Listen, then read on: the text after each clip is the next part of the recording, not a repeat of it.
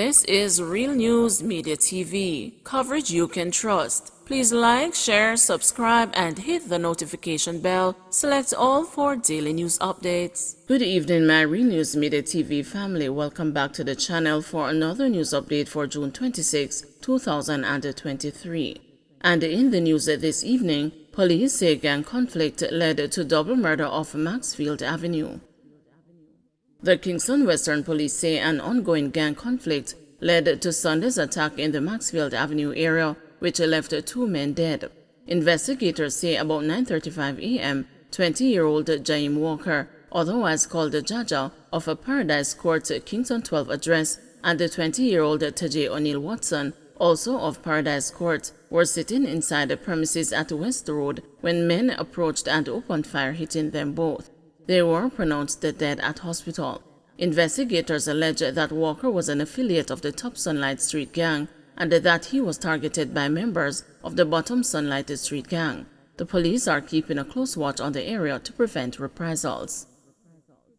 House and the car destroyed by fire on Whitcomb Drive. Investigators from the Jamaica Fire Brigade are trying to ascertain the cause of a fire that left a car completely destroyed and a home partially damaged at 9 Whitcomb Drive on Friday night. Unconfirmed reports are that the blaze started as a result of an electric shortage from the vehicle. Information reaching the news is that the car, which was parked in the garage, was an electric vehicle that had been plugged in to recharge. Revealing that the fire's origin remains unknown at this time, Emilio Ebanks, a public relations officer at the JFB, told the news that 2 units, one from York Park and the other from Halfway Tree, responded to a blaze at approximately 12:09 a.m.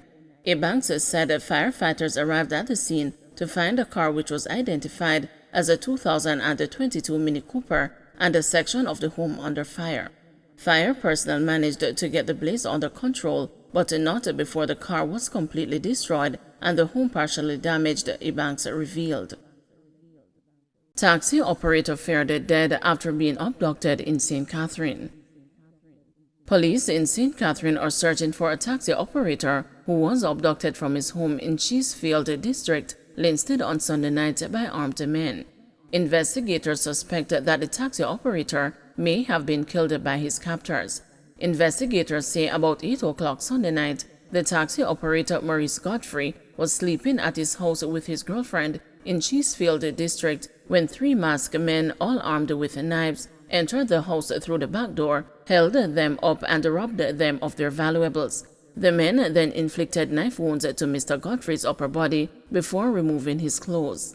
They then tied him up and placed him in the trunk of his white Toyota Probox motorcar parked in the yard. The men later drove away with Mr. Godfrey. Investigators say the motorcar was found abandoned at the Gough Road, Glengough, St. Catherine, with bloodstains in the trunk. Mr. Godfrey has not been found. His 50-year-old girlfriend was questioned by the police, who later arrested her ex-boyfriend for questioning in connection with the abduction of Mr. Godfrey. $6,000 ticket issued to female motorist in St. Elizabeth was a mistake, says JCF. The Jamaica Constabulary Force has admitted that a $6,000 traffic ticket issued to a female motorist in St. Elizabeth last week for breaching the Road Traffic Act was done in error.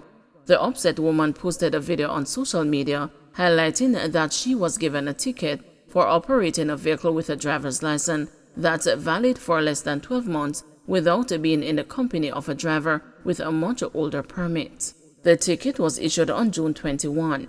The woman accused the police of unfair treatment. It has emerged that the offense does not exist in law and that the cops had no right to issue the ticket.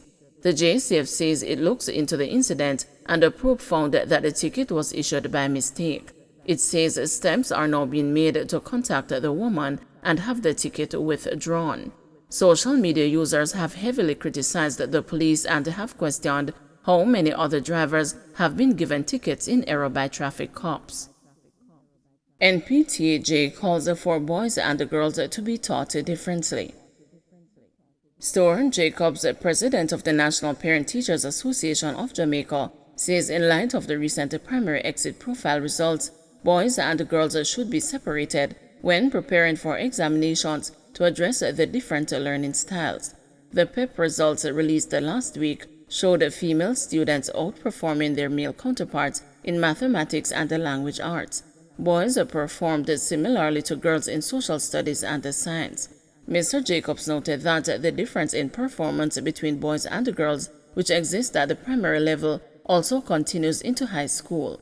He added that this is further confirmation that each gender learns differently and by extension should be taught differently. To separate them from the primary school level also, especially when they are preparing for PEP, because there's something that we must agree to, that the human learning experience is a very dynamic one, and so we can't blanket learning and teaching. We can't blanket it. And so the fact that we now say that our males are failing in certain subject areas, or overall our males are failing, then we need to adjust to fix the matter at this time.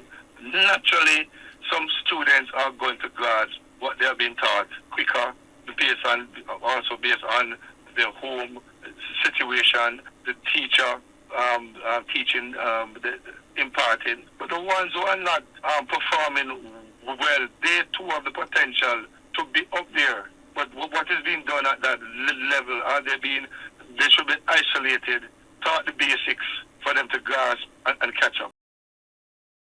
Holness touts development progress, urges public to ignore detractors. Jamaica Labour Party leader and the Prime Minister Andrew Holness has said his administration is making progress in the reform of the country and urged Jamaicans to ignore detractors. Mr. Holness listed the accomplishments of the government as he addressed the supporters at the Clarendon Southeastern Constituency Conference on Sunday. He also spoke to some of the issues which have been the subject of public debate over several weeks, including the new public sector compensation scheme. Mr. Holness urged the supporters to counter negative comments with the facts. So let them trick you with falsehoods. Let them come with their lies. We will defeat them with truth. We will defeat them with performance.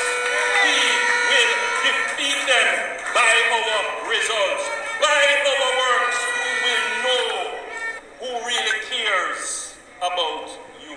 But People's National Party President Mark Golding has said that Mr. Holness should redirect his attention to the social and the financial challenges facing Jamaicans instead of focusing on those who are critical of his management of the country. I mean, I know, but him go a bit haywire, him get a bit crazy. And him talk about, boy, how it burn him that people are criticizing him on social media, And I was thinking to myself, and others have said it as well, that is par for the course. Every politician get criticism on social media. That is the heat in the kitchen, if I can take that. But we really burn the people and burn B2 is the way the country is going down the drain. The way the people are suffering in the country. The way the cost of living has gone so high and the government has not helped the people in a meaningful way. The way the education system is underperforming in a very serious way. Don't forget to like, share, subscribe, and hit the notification bell. Select all for daily news updates.